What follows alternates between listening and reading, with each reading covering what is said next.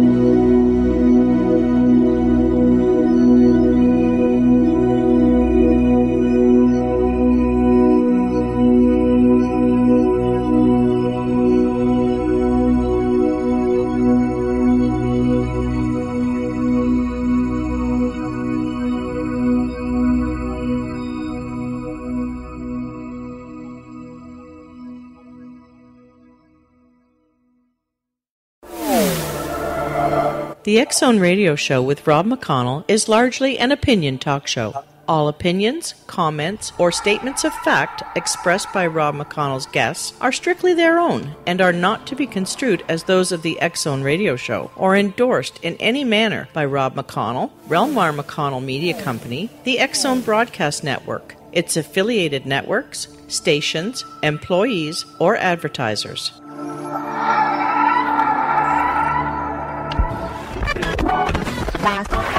All Hit Radio.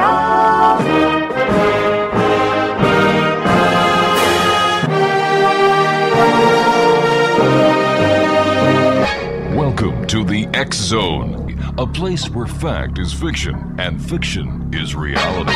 Now, here's your host, Rob McConnell.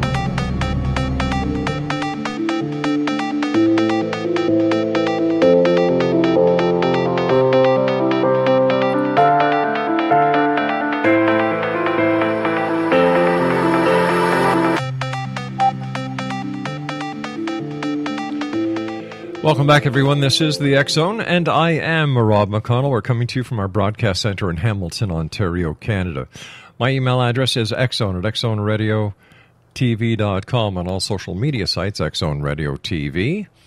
Our main website, where you can actually find out what's going on in the X-Zone, past, present, and future, www.xzoneradio.com. We come to you Monday through Friday right here on the X-Zone Broadcast Network, Mutual Broadcast Network, Talkstar Radio Network, and in Europe on Radio X. My guest this hour, X-Zone Nation, is Eric Cooper, and Eric is in the beautiful state of Washington, and Eric is behind a group called Forest Moon Paranormal, and their website is they can be found on Facebook /groups/Forest Moon Paranormal. And Eric, welcome to the X-Zone. Hey, thank you, Rob. How you doing tonight? I'm doing pretty good, my man. Tell us a little bit about yourself and what brought you into the realm of the paranormal. Oh my goodness. Let's see. My first paranormal experience, I was 14. Tell us about it. Let's see. I grew up on a 40-acre beef farm in Big Lake, Washington. Yeah.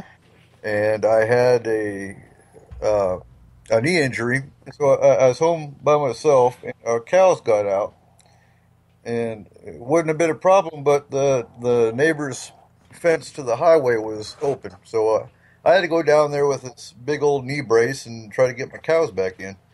I went down there, and the cows looked at me, and they took one look at the open gate, and they made a beeline for the gate.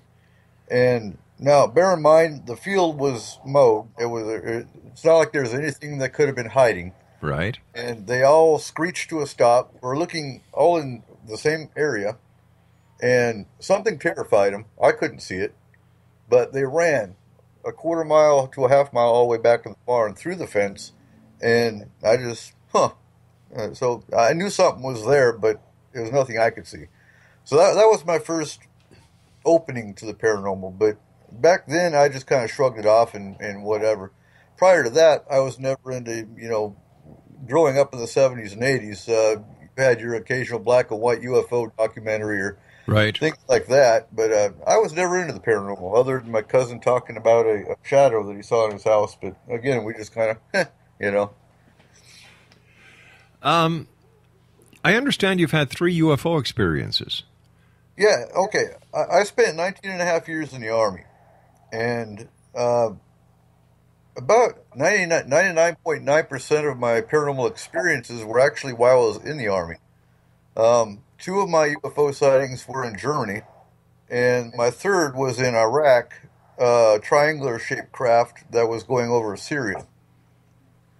The other 2, I took a soldier to prison in Mannheim, Germany, and we were coming back, and it was about midnight, and I looked over the town of Kitzingen, and I could see the full moon on the right side of me, but over the town of Kitzingen was a very large orange orb. And I watched it for about 5 minutes, and then, like you would turn out a light, it blinked off. And that was my first UFO sighting. The second one was about a year later, and something kind of told me to go on my patio at my housing. I lived in Bad Windsheim at that point in time. Right. I took a flashlight out, and I think, if I remember right, it was around Orion's belt, that area of the sky. And I flashed a flashlight at this object, and it shot down from Orion's belt area to about the distance of an airline jet. So I'm not good at measuring distance, but yeah, it got pretty big, and it hovered for about 5-10 minutes. And then it shot back up to the Orion's belt area. So that was my second sighting. My third sighting was... All right, what we're going to do here, Eric, is have a bit of a cliffhanger because I have to take a break. Exo Nation, right. Eric Cooper is our special guest this hour. He's with Forest Moon Paranormal, and you can find them on Facebook /groups, Forest Moon Paranormal. And we'll be back on the other side of this break as we continue investigating the world of the paranormal and the science of parapsychology right here in the X Zone with yours truly, Rob McConnell, from our broadcast center in Hamilton, Ontario, Canada. Don't go away.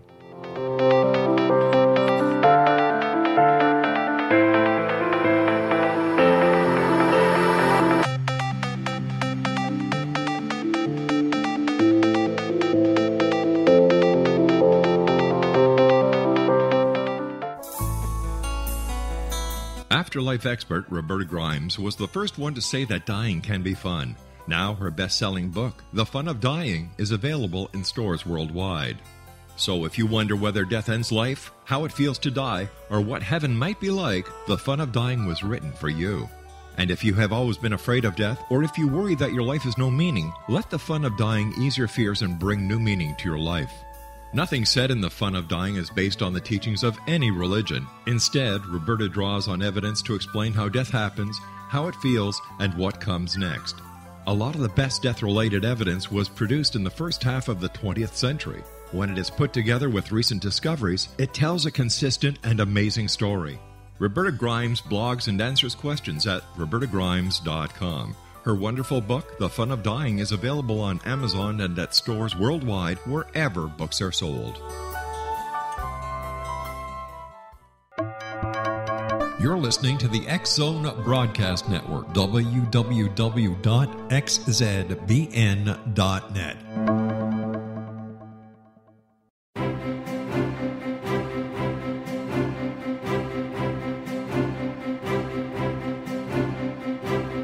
While science pursues fact, magic accesses the quantum level, bridging random facts to form truth. As long as science and magic remain separate and polarized, the truth cannot be known. I'm Wilda Wiecka. Join me on the Science of Magic radio program dedicated to unification and evolution of consciousness. During each episode, I'll be speaking with experienced and respected scientists and mystics. From astrologers to astronomers, from medical doctors to shaman, the scientific method to dowsing and intuition, we will weave together information from seemingly divergent practices to promote unity and enlightenment. Join me, Wilda Wiecka, and the Science of Magic right here on the X-Zone Broadcast Network. For more information, visit www.thescienceofmagic.net.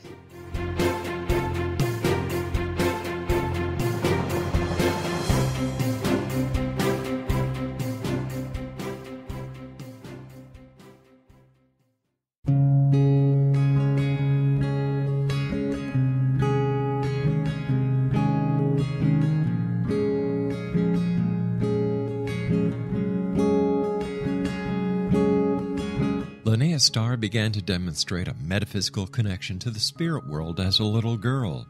Her family noticed the connection, but it was a great-grandmother who told the family that Linnea was indeed gifted. The great-grandmother, who was also gifted, felt that Linnea had indeed inherited these attributes. It has been noticed that oftentimes such things are passed down through the generations. Linnea was also born with a caul, a thin white membrane across a newborn's face. Legend has it that if the baby is born with this caul, the child will have second sight, or what we call psychic abilities. Linnea Starr does past, present, and future, and has the gift of prophecy. It is written within scriptures that if you are able to give factual information, and prophecies indeed come true, the gift indeed comes from the divine realm. Linnea Starr does large interactive groups as well as private gatherings. For more information on Linnea Starr or to contact Linnea for a one-on-one consultation, visit her website at www.linneastar.com. That's www.linneastar.com.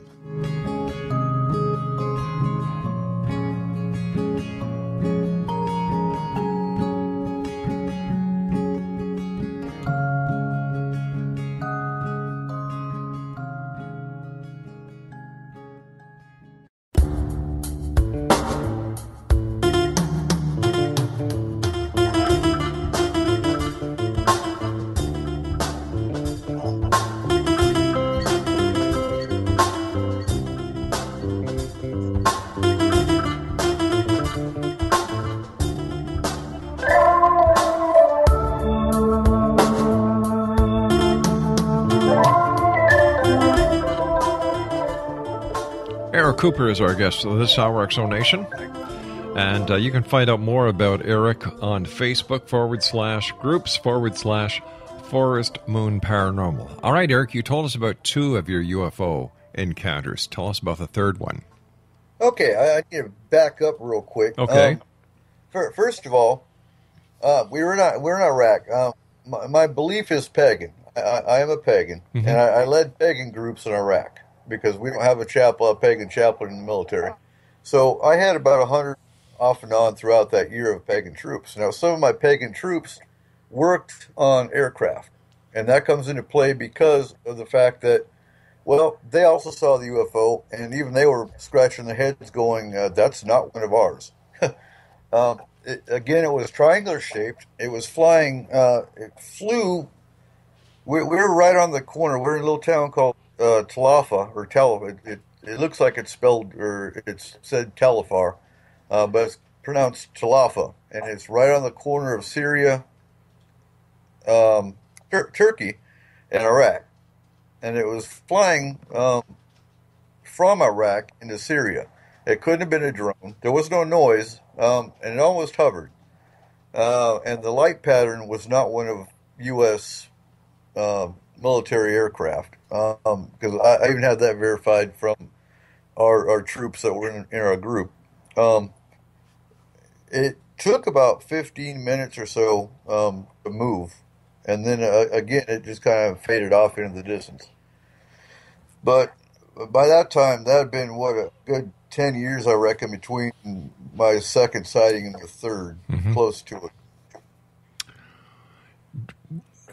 Do you think, having been in the military yourself, Do you think that the governments of the world are actually suppressing this information? Do you really think that UFOs from another planet, another dimension, another reality are actually visiting this planet? I do, indeed. I've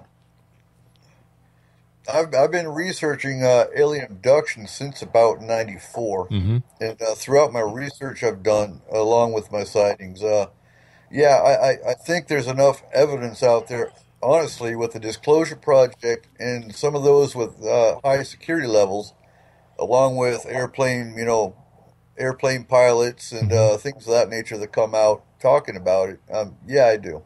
Let me ask you, as a former member of the military, how do you feel when a member of the military, a high-ranking officer, comes out and starts talking about UFOs? Now, as far as I understand, there are certain things you can talk about. There are certain things you can't talk about.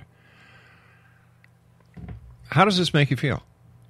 I think it needs to be done. To be honest with you, I think they're pretty brave coming out against their contracts they signed. But I have no problem with it because I think the truth needs to come out, especially going on a limb here. But especially if there's, say, an alien invasion imminent, or I don't think that's the case personally, but there's always that possibility in the realm of facts. But yeah. Why do you think, then, that if UFOs are indeed real, why amateur astronomers haven't made any reports about UFOs, or any university who has an observatory and an astronomy department, why they haven't made any reports? That it seems to be the fringe in society that is actually making these reports. And mainstream media now has, as far as I can see, dropped anything to do with UFOs. In fact, the Canadian government has dropped anything to do with UFOs, and they're referring anything to do with UFOs to Chris Rutowski at the University of Manitoba. And I agree. I think, one, the mainstream media is controlled by our governments. So what they put out and what they say, they're being told not to talk about it. But how can we say that when, there are things that the mainstream media is reporting on? For example, Hillary Clinton and her email servers, what happened in Benghazi, and other things like this. The hacking of government computers by China and Russia, the near misses of U.S. military and Russian military. Why? What makes UFOs so special? I'm not sure how to answer that. What makes UFOs so special? I think it goes by the line of fact, or the line of theory, right, that you follow. I, for one, I believe in the ancient alien theory with Zechariah Sitchin and Eric von Däniken. I think the aliens have been here for thousands and thousands of years. And I mean, who's to say if they really wanted to expose themselves, they could. Then why don't they? I don't know. I think there's a higher agenda in play to an extent. But yeah, honestly, I do. I stand behind that. I think our governments are manipulating. I think the governments do know what's going on. One would be potential mass panic. Yeah. If some people did find out there's something that the governments couldn't control. So, yeah, I think mass panic, and in some cases, religion would be thrown out the window. Is it possible, based on the fact that since 1947, since the alleged sighting of UFOs by Kenneth Arnold, and then the alleged crash of a UFO in Roswell, or two UFOs, depending on who you're talking to, and the lack of hardcore evidence. Now, I'm not talking about what the UFO community considers as evidence. I mean hard physical evidence. Is it possible that it's the UFO community that is keeping the conspiracy alive? instead of the government or religion, because as long as there's a conspiracy in place, the UFO community does not have to provide any evidence to the fact that UFOs are here. And right now, the UFO community is actually a UFO industry. A lot of people would lose a lot of money if, in fact, it was discovered that there are no UFOs. Okay, then how do you explain the UFOs I've seen? I can't. I didn't see them. Oh no, I agree. Yeah. But I think if you pull the paranormal communities together, and you got them all at one spot, right. I think there's people out there that do have evidence. But again, you've got this person over here in Australia, you've got this person over here in Europe. If you got them all together and had them bring their evidence, you might have a whole different perspective of it. Right. How do we explain the fact that one of the MUFON directors, his name is John Ventry, when Flight 370, Malaysian Air Flight 370 disappeared, claimed it was abducted by a massive UFO. And then we have another top dog in MUFON saying that he is a gunnery officer on a battle starship that is kept on the other side of Jupiter, that he and his Earth crew are taken to this massive battle star on the other side of Jupiter where it's housed so it won't be seen by Earth telescopes, and that have over 500,000 souls on board. You know, you've got a lot of weird things going on that are being said by so-called top officials within MUFON that are making a lot of people take second looks at them and saying, well, are you guys all there? Right. Yeah. Okay, I've worked with probably over 100 abductees since 1994. I had a friend that was actually abducted. Okay. She woke up, she had the triangular, and this is what actually got me into abductions. I myself, I don't think I've ever been abducted. I've never had the signs or symptoms, or dreams or anything of that nature. If anyone thinks they've been abducted, I always tell them start keeping a dream journal. Okay. As soon as you wake up, start writing down your dreams, because you might be surprised if you put all the pieces together. But she woke up, she had the triangular puncture marks in her lower abdomen. And she happened to be watching a talk show that morning, and they happened to be they had alien abductees on the show that were describing the exact same thing. Prior to this, we never even heard of abductions. So the first thing I did was ran out and I scoured the bookstore, and the one that caught my eye was David Jacobs' Secret Life. And that's a phenomenal book, especially if you've never heard of it. And I picked it up and I read it from cover to cover, and it opened my eyes because it described everything that was being talked about and everything that we were actually seeing. She wound up, and it has to go back in time, back in the 90s when the gray hybrid program was in play. And lo and behold, she had a pregnancy that disappeared, and we went to Madigan Army Hospital, and they confirmed, and I don't have any documentation, this is all my word, right. But there was it was confirmed that she had been pregnant and the fetus was missing. Is it possible this goes into play with the whole abduction scenario? Well, so do miscarriages. They do, but miscarriages are usually signs. Well, what signs did she have that she did not have a miscarriage and that the fetus was taken some other way? Well, they knew she'd been pregnant, basically by the hormones in the the pictures and whatnot. Right, and that would be the same way that they would be able to tell if she had a miscarriage or not. Oh, this is true. But when doctors are puzzled because there's no signs of a miscarriage, then it makes you scratch your head. And you heard that directly from a doctor. I did. I definitely did. And so then she started having the dreams after that of actually being on an alien craft and seeing fetuses in jars and basically the same play. And we knew, like I said, we knew nothing about this until I read the book. Okay, listen, Eric, we've got to take our news break at the bottom of the hour. Stand by. When we come back, I'd like to talk to you more about the alien abduction scenario. It's an interesting topic. Exonation, Eric Cooper is our guest. You can find all about Eric and his group at facebook.com/groups/Forest Moon Paranormal. And also we're going to be talking about a free Paracon that David is putting on. More about this when we come back from the other side of our break here in the X-Zone from our broadcast center in Hamilton, Ontario, Canada. Don't go away now.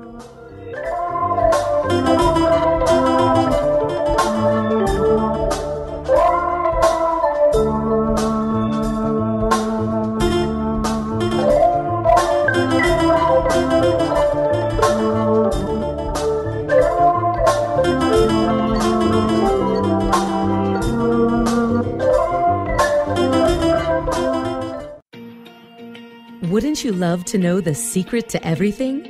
Well then, meet Dr. Kimberly McGeorge and her cutting-edge breakthrough knowledge that combines science with possibility.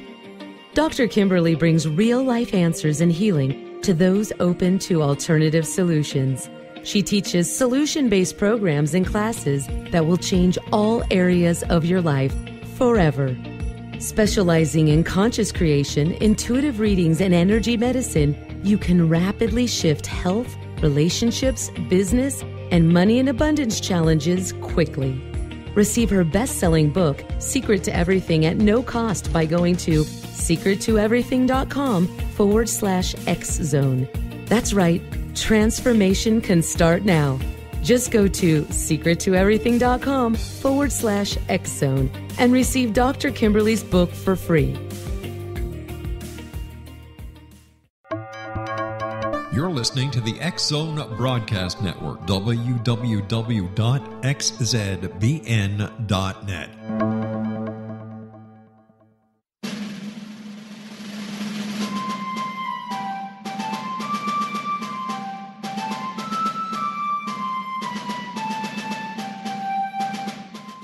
Thomas Jefferson was a Burgess of 27 when he met Martha Wales Skelton, a 22-year-old widowed heiress who was fondly called Patty by her family. They were married on January the 1st, 1772, and they took up residence in a cabin on the building site on top of a Virginia mountain that Thomas had named Monticello. As Thomas and Patty slowly built their first version of the great house at Monticello, the Revolutionary War was heating up. Patty, with difficulty, bore 5 children, but only 2 girls survived. Thomas's political career developed to the point where he was often away from home, but after he authored and signed the Declaration of Independence in Philadelphia, he resolved never again to leave his wife. He was elected the governor of Virginia, just as that state became the Revolution's last battleground. The Revolutionary War ended in 1781, and Thomas gladly retired altogether to my family, my farm, and my books. But Patty continued to want to bear her treasured husband a son, and late in the summer of 1782, she died of kidney failure at the age of 33, 4 months after having borne yet another girl. Thomas was so devastated by her death that he never remarried. He mourned her for the rest of his life, even as he helped to frame the peace in France and then became the first Secretary of State, the second Vice President, and the third President of the United States. This story is true. Thomas Jefferson was such an obsessive letter writer and record keeper that we know where he was and what he was doing nearly every day of his adult life. Every significant thing he says in My Thomas comes from his contemporary writings. My Thomas by Roberta Grimes is now available at Barnes & Noble, Costco, Target, Books A Million, Hudson Booksellers, Kmart, Walmart, Sam's Club, Walgreens, CVS, and online at Amazon.com. You can visit Roberta Grimes online at www.robertagrimes.com.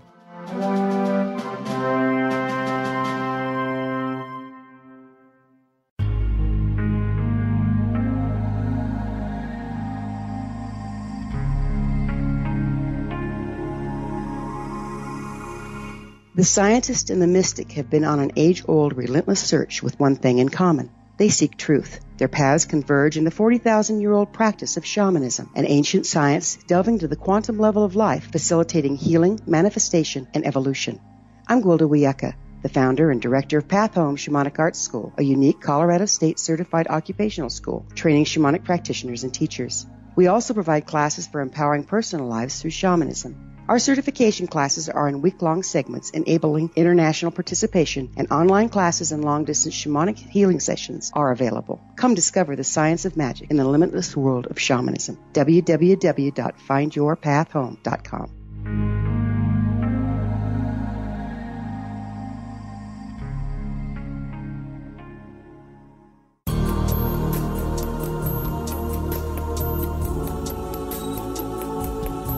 Unwilling to be the government's deadly assassin, gifted psychic Kahara Mitchell went AWOL and ended up buried under rubble in the wake of a great tsunami. She regained consciousness far from Earth on the medical ship of a Daguerrean intergalactic fleet.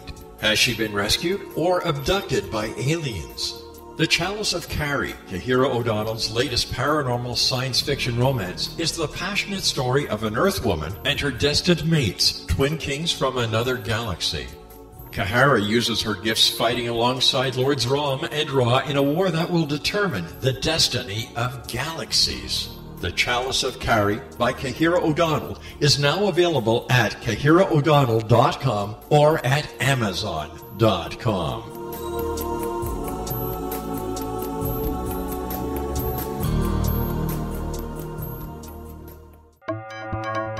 You're listening to the X-Zone Broadcast Network, www.xzbn.net.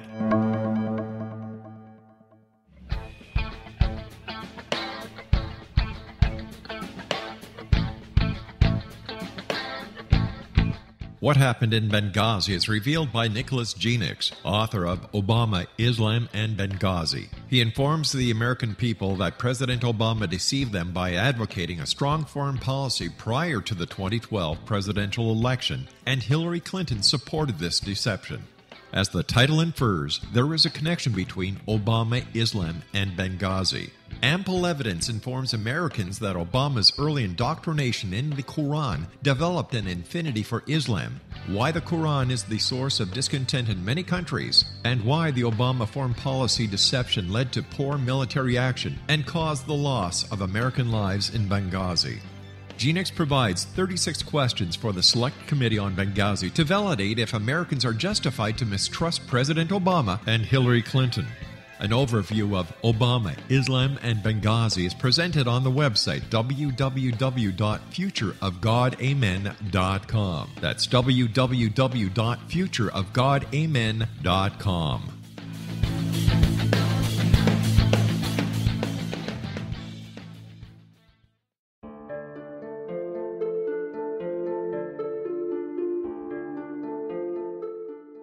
Annie Callahan, dedicated to negotiating a position for Earth within the Daguerrean Coalition, had trained for 3 years to become an Earth ambassador. Yet, the very eve of her arrival at the capital ruling planet, she is claimed as destined mate to an oversized, mating-maddened vamp who swears he will never release her.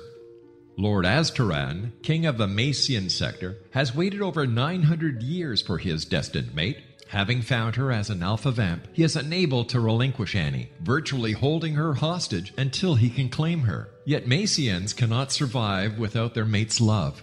How could he strip her of her citizenship, her ambassadorship, and her freedom and expect to win her heart? With All That I Am by Kahira O'Donnell is the latest book in this exciting series, The Daguerrean Chronicles, guaranteed to keep readers coming back for more. With All That I Am by Kahira O'Donnell is available on Amazon.com and KahiraO'Donnell.com.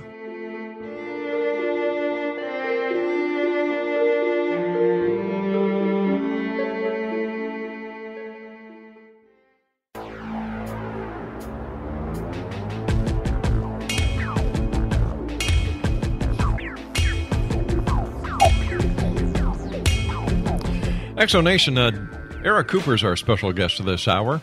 Now, Eric has a Facebook page. It's facebook.com/groups/Forest Moon Paranormal. And David, Eric, you and I were talking about alien abductions. How come we don't hear about them anymore? I think, here's my perspective on that. Because like I said, back in the early 90s, they were creating hybrids. What I'm finding now from what I'm hearing from abductions on like other shows, because I don't honestly, I don't find abductees too often anymore. Right. But from the ones I do hear about, they're actually the hybrids that were created back in the 90s are abducting them today. So what's their agenda now? I don't know. There's still a lot to learn, and I'm hearing about something new called they're actually being abducted from the astral versus physical. Because I listen to other shows. Sure. And yeah, I mean, I'm hearing about astral abductions versus physical abductions. I'm not familiar with that. It's something new that I have to do a lot more research on. Well, I guess the old style of alien abduction is kind of getting boring, so we have to find something new to talk about. These abductees that are claiming to have been the fetuses that have been abducted from parents and are now here, has anybody ever put them under DNA testing? Like, what kind of test do we give these people who make these claims? Do we just take it at face value, or do people ask for evidence, hardcore evidence, medical evidence, scientific evidence? Well, if I recall, it's Dr. Lear that was doing the implant removal. There's some video documentation out there of these implants that have been removed. Right. As far as other evidence, I don't know. Other than seeing a pattern of the scoop marks, and there also used to be back in the 90s nosebleed reports. The first thing I do when I get an abductee is I look at the medical charts, or ask them what their medical background is, as far as high blood pressure gives you nosebleeds, things like that. I always look for the mundane before, and that's for any case, whether it's now, real quick, Forest Moon Paranormal, we're a crisis team. We're not a scientific team. People come to us under crisis. Either a group's gone and investigated their residence or business prior and couldn't give them an answer, and they're still being tormented by whatever it is they're being tormented by. And we go in because they contact us, and we're kind of like the last resort for a lot of people. Within my group, I have a cryptozoologist that does a lot of Bigfoot. He actually interacts with Bigfoot. I have a demonologist that handles the higher entity cases, the more complex cases. I use a lot of mediums. I still have my EMF detector, my digital recorder, my digital, my hard tools. I still use them too. Right. But I also use intuition. I use intuition. I'm OSHA inspection certified, so I know what to look for as far as, the cupboard was opening. Is there a heat vent next to it? Or, things like that. That's what we look for. And of course, I use my mediums, my demonologist, I have a cryptozoologist, and then we have an astral team. We have a team that they're trained. They more or less, there's people that train themselves. They know how to astral travel. Astral traveling to a paranormal case takes a distance away from the case. We can travel nationwide, and you can detect energy presences like a ghost, spirit. They've even encountered aliens in the astral. But it takes away those other problems and identifies what the problem is. Okay, so what is the difference between what the first group does, then, the people seem to be not satisfied that the first group didn't do what they were supposed to do, and they contact you. So what's the difference in between the two groups? The difference is a lot of groups, they'll go in, they're not prepared to deal with what they find. Sometimes. I'm not saying all of them, but sometimes. They'll go in and they'll say, yep, you've got a haunting. I don't know what to tell you, but have a nice day. And they'll leave. Like I said, I think Paranormal TV did a big disservice to the paranormal community in that now everybody and their brother wants to jump in and let's go look at it. Let's go look for a ghost. Yeah. And they don't know what they're doing when they find one, So what do you do when you find one? Well, our guys, because I don't astral. I don't know. Okay. I don't have the ability to astral. That's why I have a team. They'll go in and they'll either. It's up to the client. If the client finds finds out that it's really just a ghost and they can deal with it, they're just curious what it was, then, well, I guess we'll mediate. If it's something more severe, then they'll remove it. Mm-hmm. They'll either send it to the light, help it pass on, or they'll actually do battle and have to get rid of it. So why do these ghosts hang around?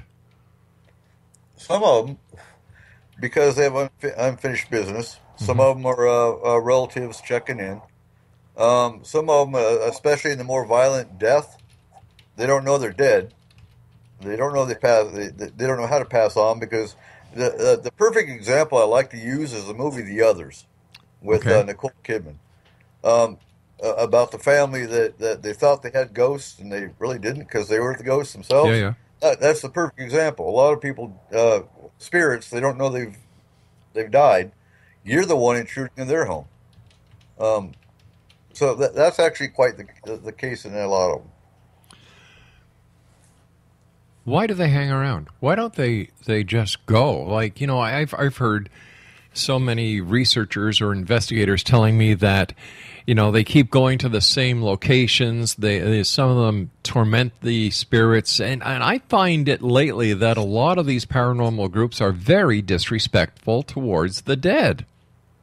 Yeah, you see it on TV all the time, for example. Yeah, and I don't agree with that. You don't need to go there and provoke it, because now you're going to provoke it, get it mad, and then you're going to leave. And a lot of times, that's another reason we get called in, because now they provoked it, and they don't know what. Now the client doesn't know what to do. Right. Well, we didn't find nothing. Well, yeah, you actually did, because a lot of spirits, they'll react 3 days later.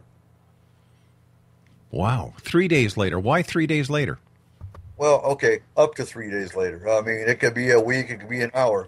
This group leaves, and for whatever reason, now they're going to react. You woke them up, you poked them, and now you're going to go away and let the client deal with it, Right. So how would you suggest that people who believe their house is haunted, first of all, how do we establish whether or not it's psychosomatic or real? That's a hard one, because I have a 13-page questionnaire that we actually start with. The first step is to have this client fill out a 13-page questionnaire, and it asks everything from: are you on medication? Are you on any kind of doctor's supervision? Right down to what's religion, because that plays a big part in it, is what your belief system is. Right. As far as psychosomatic, yeah, if they're on medication, or we'll look at that. Are they on drug use? We'll look at that. I mean, there's a lot of factors at play there. Also, you have to look at the belief system. And as a pagan, I encourage other groups to study the occult sciences, because when you walk into a client's house and you see symbology, you need to know what the symbols mean, because maybe somebody invoked something, or somebody was conjuring, or you don't know what you're dealing with when you're going somewhere. So you always have to know the symbology of what you're looking at. All right, so if you were to walk into a house and you saw a picture of Jesus Christ, you saw a crucifix, you saw a picture of the Virgin Mary, what would this indicate to you? Obviously, they're probably Catholic. Mm-hmm. So how next question will be: well, have you contacted your priest? Right. So how would you handle a case where, based on the questionnaire that you've given, based on the symbology that you've recognized, how would you proceed with this case if a member of the clergy of her, let's say her parish priest, said, listen, we don't want to touch this? How would you proceed? Well, one, okay, I get the permission of the client to proceed in our own faith base, because you're Catholic. You want a pagan group? Maybe, maybe not. If they don't want a pagan group, then I will find a group within our network that will follow through with a Catholic investigation. Whether it be they're going to come in and do determine what it is, if there's anything, and then if they have to do an exorcism, they can perform it. Just like if I go to a case, first thing I do is look at the overall view through GPS, or not GPS, through like Google Maps, Right. and see what the location looks like. If I have any indication that it might be reservation land, then I will consult the local tribe and have a medicine man come in as well. So Why? It all depends on what their belief system is, what their medical and psychiatric background is, how we proceed. What's the definition of a pagan? A pagan. Okay, to me, a pagan, there's a whole lot of definitions. Okay. For my group, a pagan is any earth-based, polytheistic, and monotheistic belief system. We do not believe in the devil. Most pagans have either a god and a goddess, with the exception of Dianic Wiccans, which only worship a goddess. What falls under paganism are Wiccans, witches, because not all witches are Wiccan, Druids, Asatru, which is Norse, Vikings. Am I missing anybody? Shinto's pagan, and that's your Oriental countries. So where do you see the investigative abilities in the future when it comes to the paranormal? That's a tough question. Let's see. Where do I see? Well, it all depends on disclosure. Because it depends on. I believe the paranormal field shouldn't be split. I think UFOs and alien abduction all fall under paranormal, because what's paranormal? Paranormal is anything out of the ordinary. A UFO is not ordinary. Alien abduction is not ordinary. But there seems to be a division. Now, honestly, until we get past that division, you're going to have a hard time. When I started working on a network, I consulted a whole, at least 200, 300, 400, 500 different paranormal groups. Out of those, about 90% of them dealt with nothing but hauntings and spirits. And so, my specialty within the group is UFO and alien abduction. But about 90% of these groups never even dealt with UFOs or alien abduction. Some of them were interested in it. That doesn't help a client. Experience and knowing what you're looking at is what's going to help a client. Earlier you said that you've investigated or you've talked to or investigated over 100 abductees. How did you do this? Mostly online, to be honest with you, and that was mostly through signs and symptoms. What started that, like I said, was the abduction that I'd actually witnessed. Well, I didn't actually see this woman leave, but, the signs and symptoms. Now, Peter Gersten had Cause, the Citizens Against UFO Secrecy, and that was back in 94, 95, 96. I was stationed in Atlanta, Georgia then. And that's actually where I started working with abductees through the internet. The internet's what opened up that avenue. And most of it was them coming, because I posted our story on Cause and got contacted by a lot of people that claimed abduction. So once they described the same pattern that all the abductees are going through, then it was a lot, those are the ones I worked with. And you're in the state of Washington, and what would you say the most active kind of paranormal activity is in the state? Bigfoot. Without a doubt, Bigfoot. Bigfoot and hauntings, because everyone's got hauntings. But no, like I said, I have our own guy within the group. He runs the North Cascade Bigfoot Research Team. It's also on, he's got a Facebook page for anyone that wants to go find him. And he's Native American, and he's actually been studying Bigfoot and actually experienced Bigfoot for a number of years and throughout different parts of the state. So if you want to know about Bigfoot, talk to him. Has he ever found any proof that Bigfoot does exist? He's witnessed Bigfoot. He actually has a family of Bigfoot that he goes and sees. What he's noticed, though, is they migrate. During the winter months, you won't find them so much because they migrate higher. It's during the summertime that they come down. I've had my own experience actually last fall where you've heard about the Bigfoot knockings, where he knocks on trees with sticks. Mm-hmm. I had that happen last fall, actually, in the mountain behind my house. So I know Bigfoot's in the area, but that's a whole other study. Because, I mean, there's a whole lot of theories and beliefs out there of what Bigfoot is.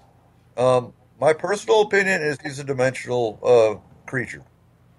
Because that would explain why you don't have bodies, why you can't find bones, things of that nature. There's a lot of mystery behind Bigfoot, more so than just him being an animal. Wow. It seems the more you ask questions and the closer you get to a solution, the more questions and the more mysteries that arise. That's very much true. Hey, listen, Eric, you and I have to take our final break. Please stand by. Exonation, Eric Cooper is our special guest this hour. Now you can find out more about Eric on their Facebook page. It's facebook.com/groups/Forest Moon Paranormal. And when we come back, we're going to be talking to Eric about his Paracon that he is holding in Washington State. Interesting gentleman, interesting stories. Let's see what we can do to help him make his Paracon a success. This is the X Zone. I am Rob McConnell. Don't go away.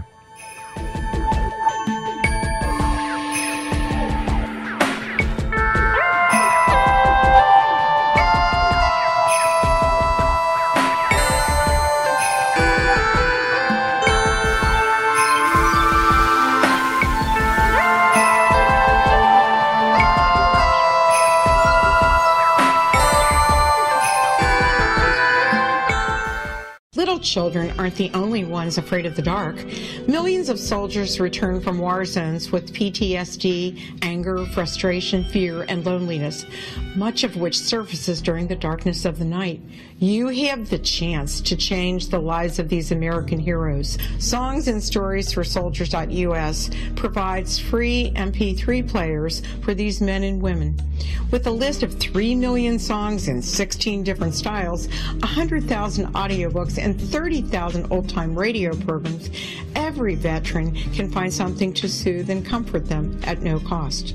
All our players contain an 8-hour audio program designed to help veterans fall asleep. With 1,500 plus vets now participating, it's our goal to deliver 10,000 audio players this year. Go to our website at songsandstoriesforsoldiers.us. Help us help a veteran make it through the night.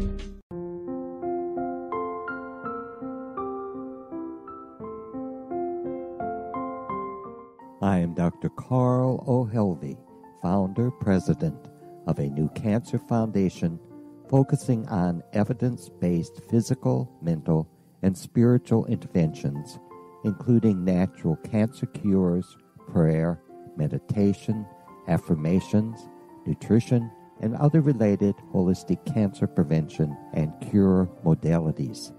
These are used in cancer education, research, and financing care.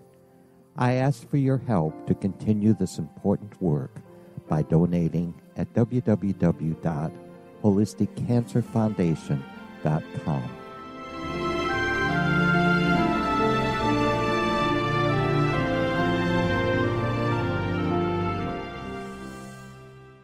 You're listening to the X Zone Broadcast Network, www.xzbn.net. If you enjoy reading a good mystery with a touch of the paranormal, then you'll love From Out of the Woodwork by William S. Peckham. Sean Kennedy, a Toronto contractor, buys derelict houses, guts them, and turns them into multi-family dwellings. When Sean buys 29 Livery Lane, a century house in ruins, and starts the renovation, the house fights back. He is visited by ghosts of owners past. His visions are triggered by touching an oak mantle, reading a faded letter, opening an old locket, or opening a brand new casket in the basement. These visions will take you on a trip across southern Ontario from Niagara Falls to Toronto to Kingston. From Out of the Woodwork is now available in paperback and on your favorite electronic reader. To order your copy of From Out of the Woodwork, go to www.williamspeckham.com. That's www.williamspeckham.com.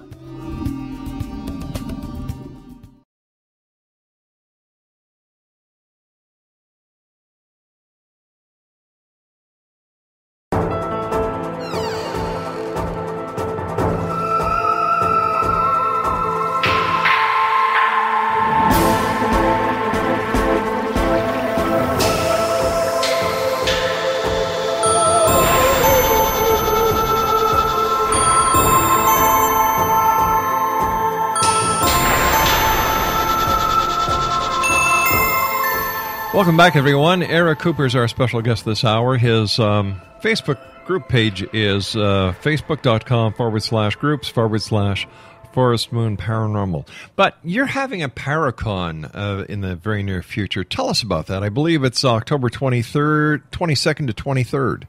Yes, and it's free. I get so tired of hearing all these Paracons I just love to go to, but they want $100 a ticket, and that's for this lecture over here. Ours is free, with the exception of our VIP roundtable, and those are only $20 tickets, and that'll be the Saturday night of it. It's the October 22nd and 23rd, right up here in Concrete, Washington. We have 9 speakers, Russ and Sandy Wells from Fog Paranormal. They're authors, and they are our mediums that we use for Forest Moon. Their lectures are going to be Dangers of the Paranormal and Tools of Investigation. Then we have Christina George. She's from Paranormal Connections Radio, and she'll be airing her show live. Her lecture is The Commonalities of All Paranormal Fields. We have Selena Rohn coming from Texas. She runs Fear Paranormal. Her lecture is Doppelgangers and Her Personal Experience. We have Amon Berry. He's our Forest Moon demonologist. He does a lot of high-profile cases. His lecture will be Entity Classifications and the Worst of His Experiences. We have Tyler Allen Standing Bear from North Cascade Bigfoot Research. He's doing his lecture on his experiences with Bigfoot. We have Derek Tyler. He's an experiencer of Mill Labs, military abductions, and he's also an author. And he'll be discussing his experiences with the alien abduction. We have Dave Scott from Spaced Out Radio. He's going to be airing his show live. And he's doing a lecture on experiencers. We have Joe Teeples, author of Ghostology 101, also a paranormal investigator. He's doing Ghost Stories Saturday night, and then Sunday he'll be doing Ghostology 101. Then we have Raven Christine Corvus from White Noise Paranormal here in Washington. She's lecturing on psychology of the paranormal, and then a second lecture on case management. Then Saturday night, we have our VIP roundtable where all the speakers will be answering questions and just discussing, just kind of a fun evening of discussing the paranormal. And then what we're looking for, if anyone vends, we need vendors. Now, the vending fee is only $20 for both days, and that's really all we're lacking, because I have 9 guests. I've been doing this show for 25 years, and I've never heard of any of the people that you're having at your Paracon. Say that again? I said you haven't heard any of the people. I haven't heard of them. Okay. Are they locally known? Some of them are. Like Selena Rohn, she's out of Texas with Fear Paranormal. And then Christina George is actually from California. And what makes it free is there is no high airline cost. Only thing we're paying for is the lodging of some of our out-of-state guests. Other than that, our location's free, so we're not paying anything out of pocket. Not a whole lot. All right, listen, you and I have to say so long for tonight. I wish you success with your Paracon. And Exonation, if you'd like more information on Eric Cooper, visit his group website at facebook.com/groups/Forest Moon Paranormal. I'll be back on the other side of this break as we continue here in the X-Zone from our broadcast center in Hamilton, Ontario, Canada. As always, Exonation, if you'd like to send me your emails, I love getting them. X-Zone at xzoneradiotv.com. Tell me, X-Zone Nation, would you go to this Paracon event in Washington where there are no nationally known speakers? Send me your email. Let me know.